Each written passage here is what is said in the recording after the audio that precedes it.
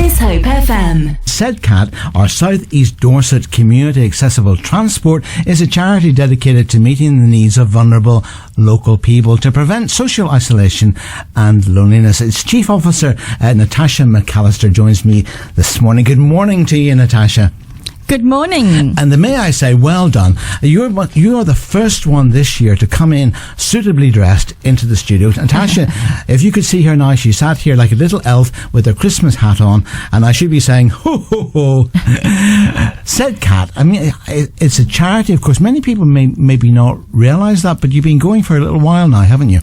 Yes, absolutely. I mean, we've been around since 2011. And, really Sedcat's purpose, as you mentioned, is to bring people out of social isolation and loneliness, but also for anyone who really struggles to access public transport facilities due to social, health or economic reasons. Now, the Bat Bus people will associate. I mean, I remember people talking about the Bat Bus. I guess a lot of people, when you say Sedcat, they'll immediately think of that. But for those who don't know, what is the Bat Bus? So the Bat Bus is a transport facility which is fully accessible with wheelchair ramps and lifts. They provide, we do shopping trips, we do lunch outings, really to get people out of isolation and loneliness. Now, for all of the things that you could have done, because you're pretty new to the organisation as Chief Officer, when did you take on the role? So I started with Sedcat in August, we've got lots of exciting things on the cards. We really want to expand our offerings, over to Poole area as well. We also offer a hospital hop service. So for anyone that needs to access hospital appointments in Bournemouth and Christchurch, and then we're really hoping to move into the Poole area soon. So, of all the things that you could have done, in your life, what was it that attracted you to apply for the job at Sedcat? Well, in South Africa, where I'm originally from, I have always worked with disadvantaged people and people with disabilities. So it's really, one of my passions is to really help people. And so, when this position came up, it really attracted me, and it's speaks back to my own vision and mission, which is to make a difference in people's lives. So, it just resonated close to my heart. Now, of course, accessible transport and loneliness and isolation would have been completely underlined because of what we've been through these last 18 months with COVID. Was Sedcat badly affected by all that has happened over these recent months? Well, yes, of course. I mean, it meant that we had to cut down the number of people in our buses at any point in time. There were times where we absolutely couldn't operate at all. But what we did do was then start doing shopping trips for collecting shopping items for our service users. Our hospital hop service continued.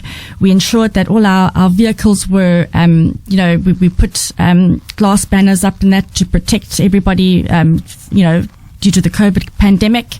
And we took people out and to get their vaccinations. So we were fortunate enough to be able to continue. And through the grace of God, we received quite a bit of funding to continue to operate. So we were very fortunate.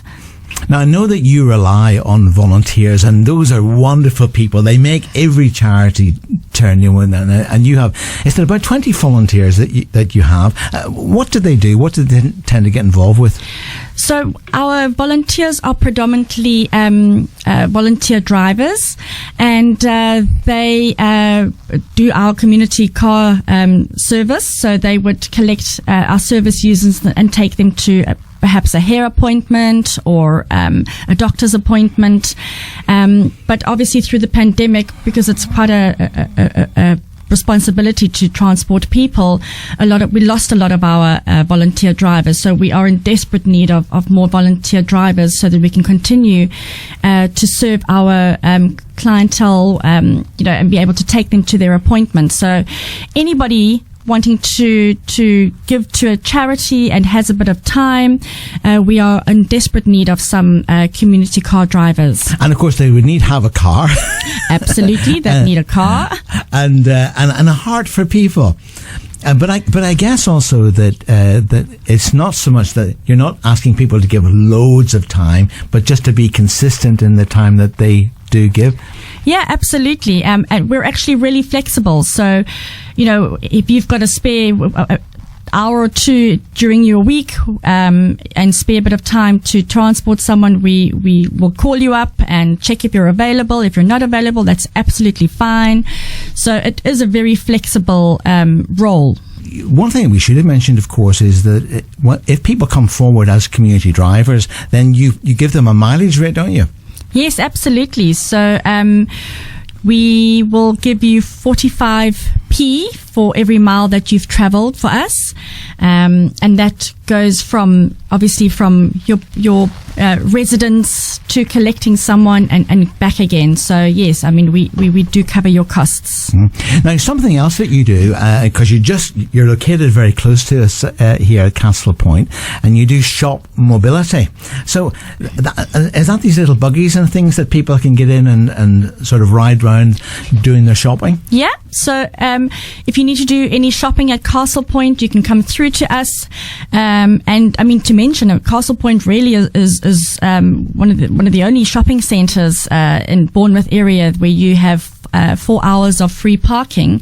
And in fact, over the Christmas period, they're going to be extending those hours. So there's not many places where you've got free parking.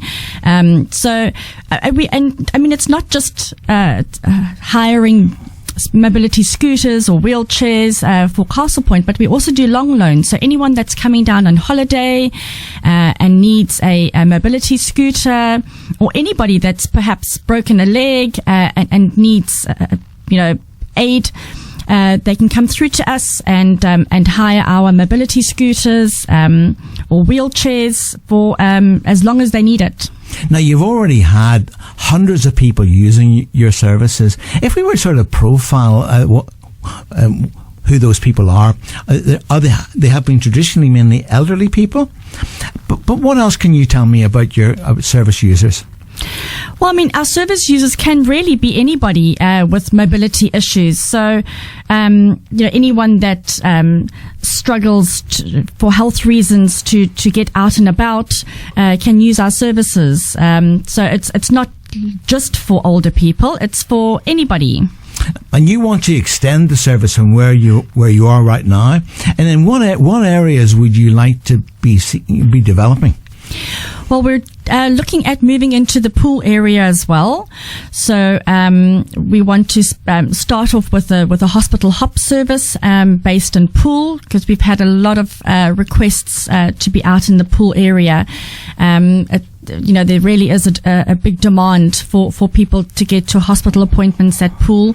So that is an area that we are going to be moving into in the near future.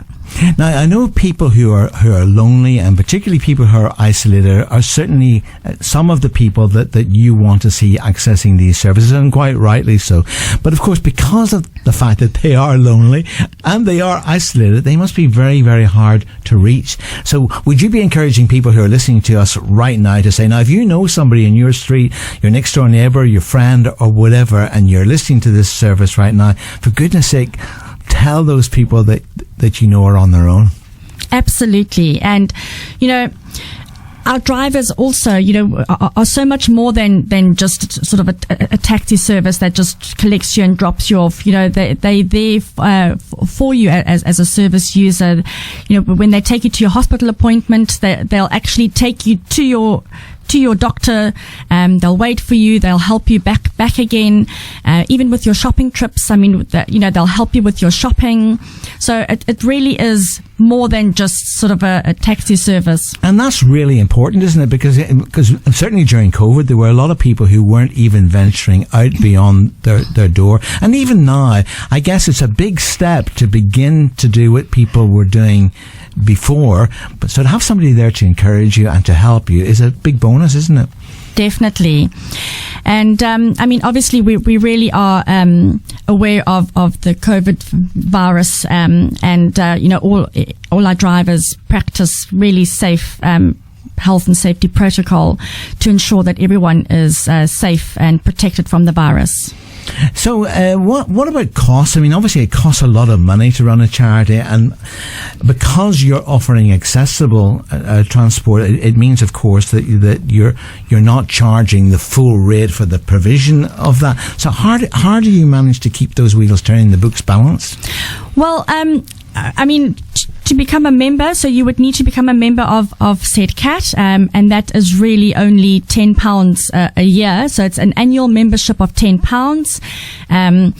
For our shopping trips, it's £5 for a shopping outing, and then for our lunch outings that we have twice a week, that only costs £7. We are, of course, also partly funded by BCP Council, so they also help us with our service. And then Castle Point Shopping Centre also, they also give towards Sedcat to keep us afloat. Now, with the festive season almost upon us, is that a busier time of year for you? Yes, absolutely. Everyone's wanting to get out and do some Christmas shopping and, get into the festive mood and, go join their friends and go on social outings. So it definitely is picking up now this time of year. Obviously, last year was a little bit more quiet, but we are definitely seeing more and more people out and about this time of year. Now, the other thing, of course, that we haven't mentioned that you do is to loan out equipment on a long-term basis. How does that work?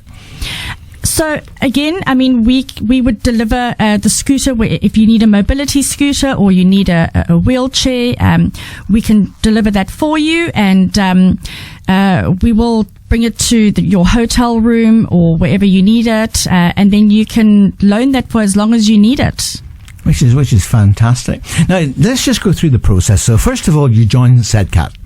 £10 you've already said. So I'm a member, and I want to go shopping at Castle Point to get the presents for the grandchildren.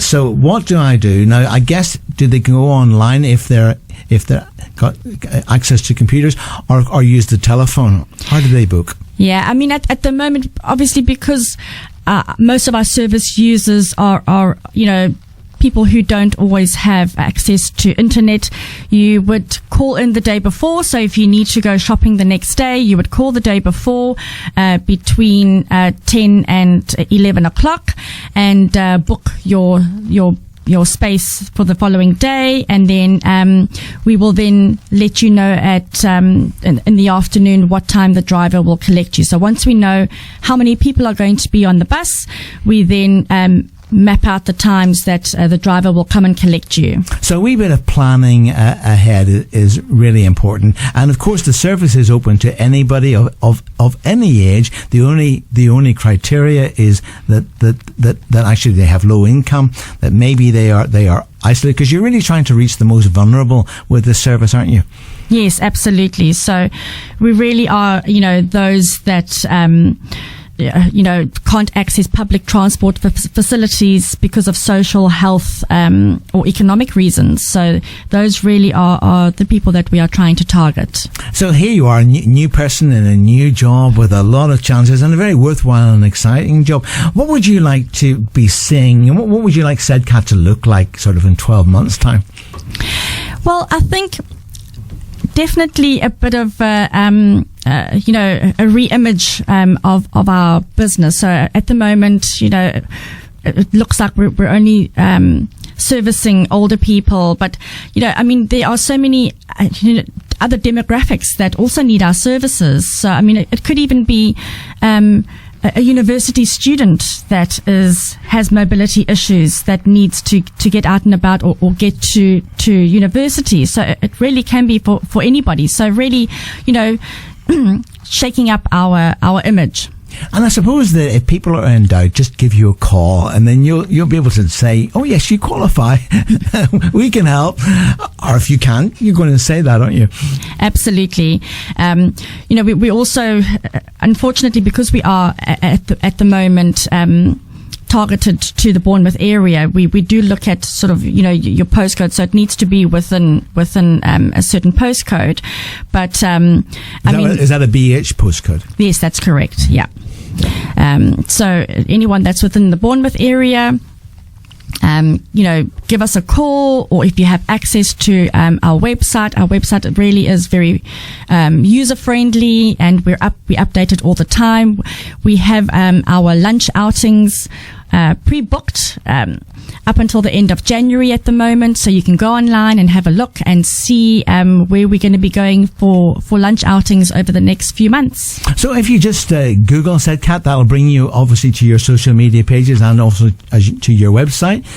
You can email, that's info@sedcat.org.uk, or there's a general telephone number which is 01202 534 027. Are those the principal ways people make contact with you?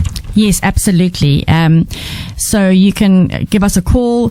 You'll see when you call those numbers, or that telephone number, that you can then be routed to the different sort of services that we have, whether it be shop mobility or the bat bus or hospital hop.